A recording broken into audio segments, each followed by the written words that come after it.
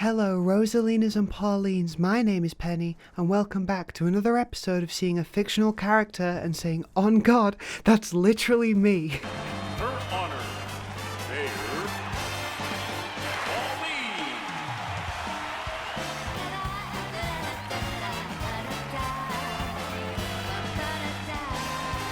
If any of you follow me on Twitter, you may have seen this. I think I look the most like Pauline, but feel free to tag yourself in the comments. I did see people were making fun of Daisy though, saying that she clearly hadn't had FFS, and to y'all, all I've got to say is, I don't know how y'all do shit where you from, but let me tell you something, where I'm from, we don't do shit like that. Today's subject is scaring cis women, that thing that we transgenders love to do, apparently. Apparently we sit up in our back cave scheming on how we can next frighten Joannes across the globe, when, realistically, we're like, I don't know, like coding Linux or something, or reading that green manga. You know which one I'm on about, right? Due to media, X the everything app, or like just your family, we have to put up with hearing a lot of opinions about us, often from people that know nothing about our experiences and have no intention to learn about them. Don't get me wrong, ignorant opinions can be batted away quite easily, but some little critters, some little brainworms or brain rot sticks around.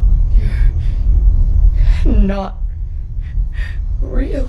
And it can really impact not only how we think of ourselves internally, but also our existence within spaces. And the latter is what I've been thinking about a lot. The idea that my presence may in some way affect cis women. Those brainworms are a real thing. They even wrote a goddamn book about it. Men in dress transphobia is a very real thing that is shown a lot on the news. If you saw my Am I Really Trans video, you will have seen in the montage that I made, there are clips of this kind of thing happening. And it's because of this kind of messaging we get pushed on us that the internalized othering I'm talking about today starts. I could make a whole separate video about internalized oppression, but unless you want me to do my best philosophy tube impression, The ultimate based Chad. I'll stick to funny green screens. During my coming out process, and still now a little bit, this is something that I worry about because I grew up in the weird and wonderful world of male socialization, which is a world where most physical and emotional contact is strictly forbidden unless you play sports, and then it's completely fine to give the homies a handprint and just tell them they've been a good boy. That's traveling on MB. They turn it over for the second time. Now trying to bounce DeMarcus backwards before putting the ball on the floor. I don't get it. You know it's legal now, right?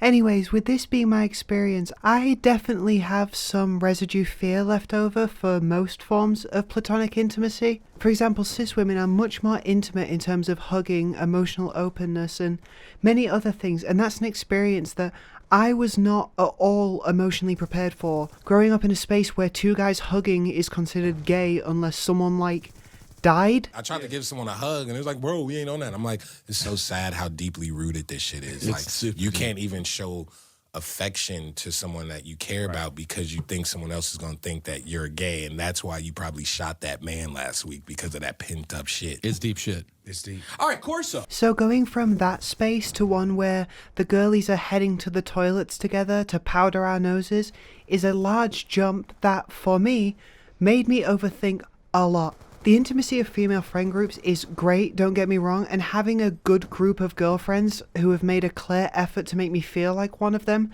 has been a genuine massive bonus in my life. But there is always some brain rot in the back of my head wondering if they're truly comfortable or if they truly perceive me as one of them.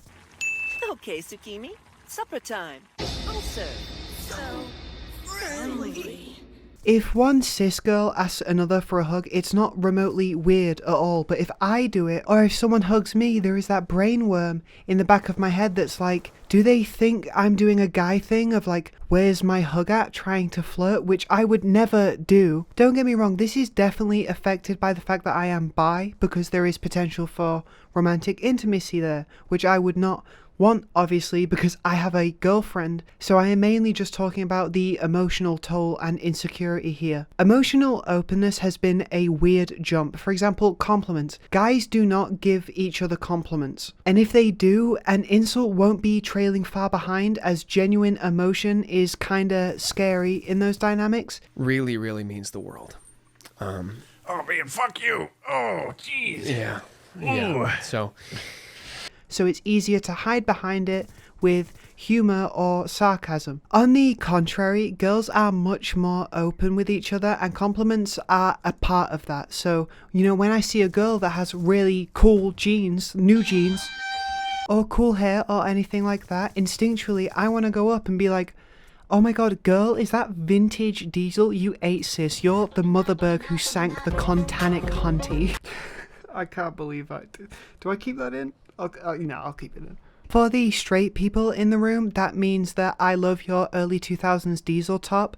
You really put your outfit together well and it suits you. And for the straight men in the room, it means... I'm trying to be like you, bro. You've got that shit on. Just need to fix the trim next, innit? Hopefully we are all caught up now. My point is, while I want to tell whoever this person is that they booted the house down, I don't know how that will be interpreted coming from a trans woman. On one hand, it may be fine and I get tips on how to do my eyeliner like that too. But on the other hand, they may be some transphobe who thinks I'm trying to like flirt with them or something. The problem with this dichotomy is that it's entirely internal, and it's entirely internalized thoughts from media that we have had pushed onto us, and that's why we have to push against it. Because if we don't, we risk losing out on parts of the female experience purely due to brain rot. This is not to say I am uncomfortable around all cis women, it's just I am hesitant to be as open with cis women usually are out of fear of its interpretation. There is a fear that if I said, oh, let's go to the bathroom, or oh, let's get changed here before we go,